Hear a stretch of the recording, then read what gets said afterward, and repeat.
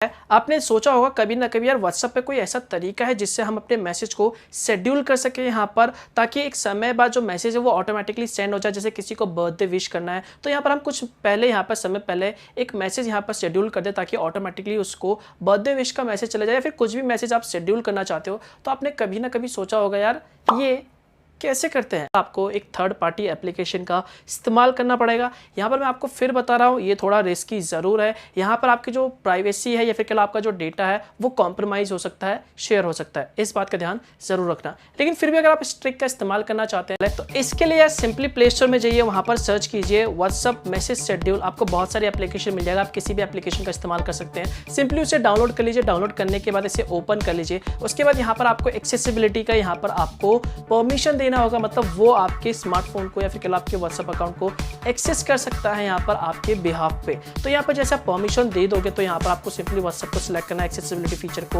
यहाँ पर इनेबल कर देना है, यहाँ पर परमिशन दे देना। उसके बाद वहाँ पर आप सिंपली कॉन्टैक्ट नंबर डाल सकते हो, जो भी मैसेज है वो यहाँ पर आप एंटर कर सकते हो। इसके अलावा एक और चीज़ ध्यान पर रखना है, यहाँ पर आपके फ़ोन में किसी भी तरह का यहाँ पर लॉक नहीं लगा होना चाहिए, वरना ये ट्रिक काम नहीं करेगा।